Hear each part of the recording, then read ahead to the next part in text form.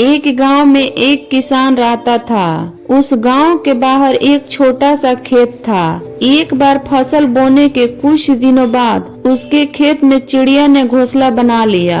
कुछ समय बीता तो चिड़िया ने वहां 2 अंडे भी दे दिए। उन अंडों में से 2 छोटे छोटे बच्चे निकल आए।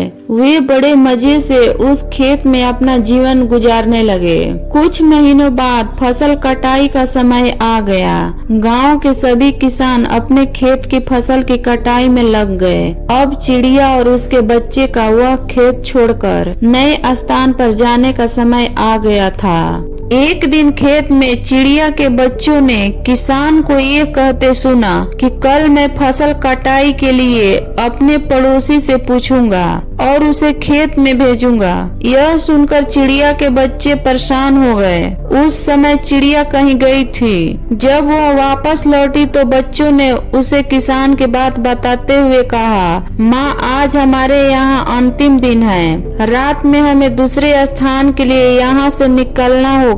चिड़िया ने उत्तर दिया, इतनी जल्दी नहीं बच्चों, मुझे नहीं लगता कि कल खेत में फसल की कटाई होगी। चिड़िया के कही बात सही साबित हुई। दूसरे दिन किसान का पड़ोसी खेत में नहीं आया और फसल की कटाई नहीं हो सकी। शाम को किसान खेत में आया और खेत को जैसे का तैसे देख बुदबुदाने लगा कि ये पड़ोसी तो नहीं आया।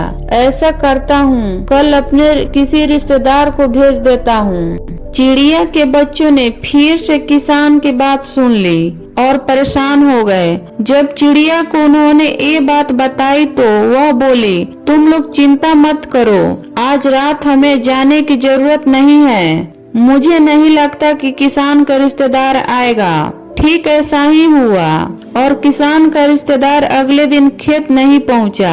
चिड़िया के बच्चे हैरान थे कि उनकी माँ की हर बात सही हो रही है। अगली शाम किसान जब खेत आया तो खेत की वही स्थिति देख बुदबुदाने लगा कि ये लोग तो कहने के बाद भी कटाई के लिए आते नहीं हैं। कल मैं खुद आकर फसल की कटाई शुरू करूंगा। चिड़िया के बच्चों ने किसान की ये बात भी सुन ली।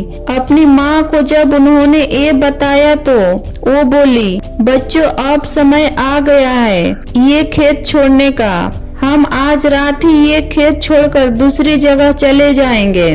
दोनों बच्चे हैरान थे कि इस बार ऐसा क्या है जो माँ खेत छोड़ने को तैयार है। उन्होंने पूछा तो चिड़िया बोली, बच्चों पिछली 2 बार किसान कटाई के लिए दूसरे पर निर्भर था। दूसरे को कहकर उसने अपना काम से पल्ला झाड़ लिया था, लेकिन इस बार ऐसा नहीं है। इस बार उसने ये जिम्मेदारी अपने कंधों पर ले ली है, इसीलिए वह अवश्य आएगा। उसी रात चिड़िया और उसके बच्चे उस खेत से उड़ गए और कहीं और चले गए। दोस्तों, इस कहानी के अंत में मैं यही कहना चाहूंगी कि दूसरों की सहायता लेने में कोई बुराई नहीं है, किंतु यदि आप समय पर काम शुरू करना चाहते हैं और चाहते हैं कि वह समय पर पूरा हो जाए तो उस काम की जिम्मेदारी स्वयं लेनी होगी। दूसरे भी मदद उसी की करते हैं जो आदमी मदद करता है।